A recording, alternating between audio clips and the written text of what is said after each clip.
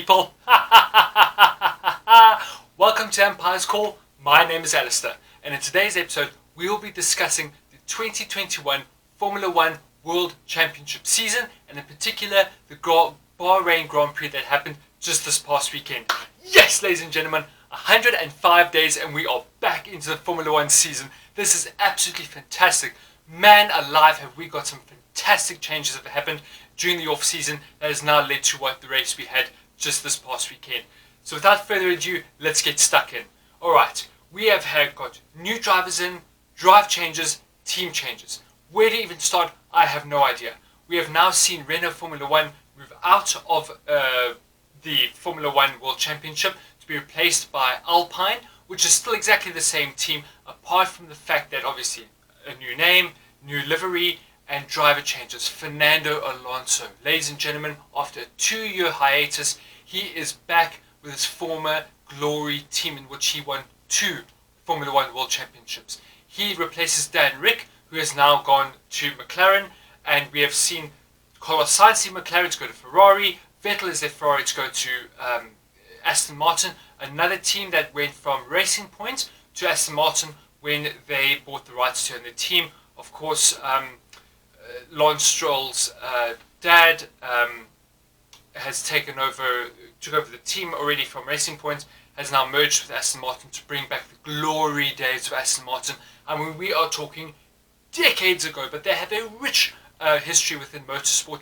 and in particular Formula One. I'm so excited to see it. We've got new drivers in Haas with both drivers out, so we've got Nikita Mazepin, or more like Mazepin, which we'll talk about in a moment. Of course, Mick Schumacher, the son of the 7-time Formula One World Champion Michael Schumacher, who at the age of 22, just like his father 30 years ago, started his Formula One career. It is incredible. We've then got Tsunoda joining AlphaTauri with then Kvyat out, and it is just an incredible turn of events, ladies and gentlemen. I'm so excited. So let's begin with the race itself. Now, we had obviously, for those of you who know, I'm a big Ferrari fan within Formula One, and last season was one of the worst seasons in Ferrari's Formula One history. Let's not forget that they have raced every single Formula One season since it began in the year 1950, and this was one of their worst. Just let that sink in for a second, okay? Straight line speed was by far their biggest Achilles heel, and it seems that they have overcome those challenges. Now, does that mean that they're the best car in the circuit? Not by a long shot. They are woefully behind the likes, of course, Mercedes, who are just... it's like they're infallible. It's like they have no faults. They are just flawless in so many ways. Of course, Red Bull, again, doing only what they do so well, in a sense that they are able to just create a car that competes so well against the likes of course, Mercedes. McLaren are looking great. Wow! Without a shadow of a doubt, the third best team on the circuit right now. They are so honed in. They've got great drivers in Lando Norris, and of course they have now Dan Rick, who is just such a strong driver, and has just shown his performance during the course of his Formula One career. Now, for many of those of you who obviously do watch Formula One on a regular basis will realise that over the last few years, the Australian Grand Prix in Albert Park has always been the start to the Formula One season, but it wasn't this year. Well, of course, we only know too well that the pandemic has played its horrible role within the entire world, not just in sports, but in everything, and has thrown this year out of sync. Obviously, the Australian government weren't confident that they would be able to ensure that none of the teams, the drivers, became sick, or wanted to risk any of the foreign teams or drivers bringing over the coronavirus, as it is very likely that they could do so. So, ladies and gentlemen, don't worry. The race itself is still going to be held, but it's going to be at the very end of the season as opposed to the very beginning of the season. The race itself was just incredible. It was absolutely fantastic to watch. The Ferraris did do quite well in qualifying, but Max Verstappen was just fantastic. To get a pole position the first time in his career.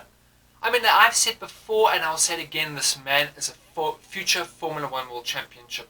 When that year will happen is entirely up to time for it to tell us, whether it is this season or maybe next season or in future seasons to come. But he is that good, and Red Bull, quite honestly, are that good of a team that they could see the glory days, of course, when they had with Sebastian Vettel, who won 4 Formula One World Championship Drivers' Championships and Team Constructors' Championships in a row. And I can see that is probably going to happen this season, or it is going to be even closer between Mercedes and Red Bull than what we saw just last season.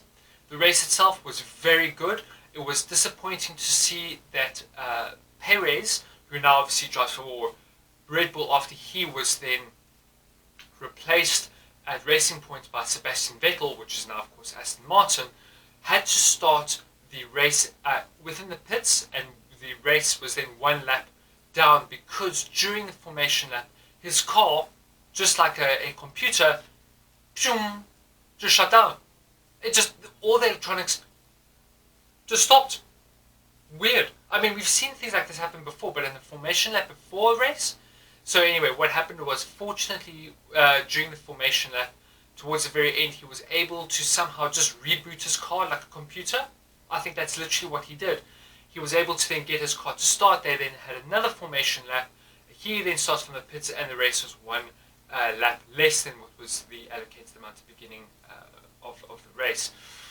Having with the race itself, it was fantastic. I mean, as I said, Nikita Mazepin, who during the practice sessions spun every time in one particular corner. He knew what he was doing wrong, and again he did it in the race itself. In the first lap, crashed out, and there was a safety car, and nothing really changed during the course of the race itself.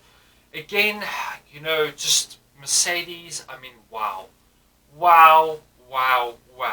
Were they the fastest car out there? No, definitely went to Max Verstappen, who had some incredible pace to show for himself, was blitzing along the course of the race itself, obviously with Hamilton in front, Bottas showing in third in very strong form.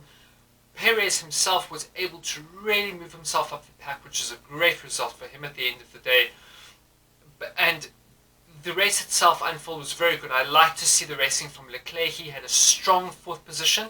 I was a little bit concerned about the fact that the McLarens were still showing better pace and the Ferraris were struggling. I don't know if it was just pure straight line speed, if it was more in the corners, but they didn't seem to have the impetus or the performance to really show themselves pushing for the 3rd place, or at least Leclerc was for Bottas into 3rd place.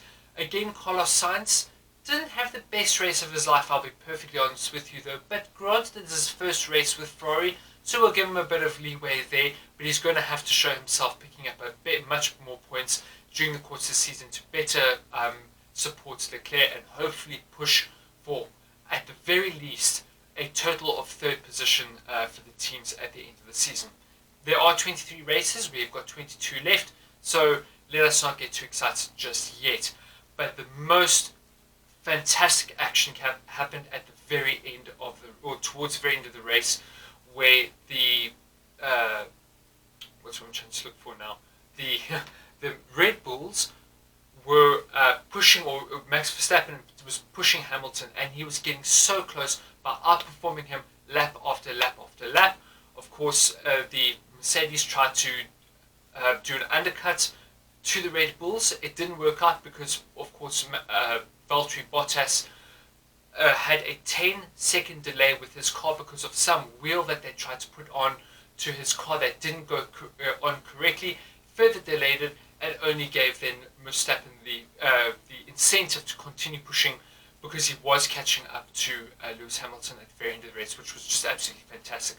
Of course, what happened then is as Max Verstappen was right up Hamilton's tailpipe, he came within touching distance of him, and they were wheel to wheel at one point, and unfortunately Max Verstappen then went off the side of the track ahead of Lewis Hamilton, but he gained a position unlawfully by going off the track and gaining position. And what he did, and I have to congratulate them, applaud them for the sportsmanship, is that they both, Max Verstappen and Red Bull, knew that he had gained a position unlawfully. So what did he do? He then moved away, gave the position back to Hamilton. Unfortunately, Hamilton did so well to hold the car and ensure that he was able to then win.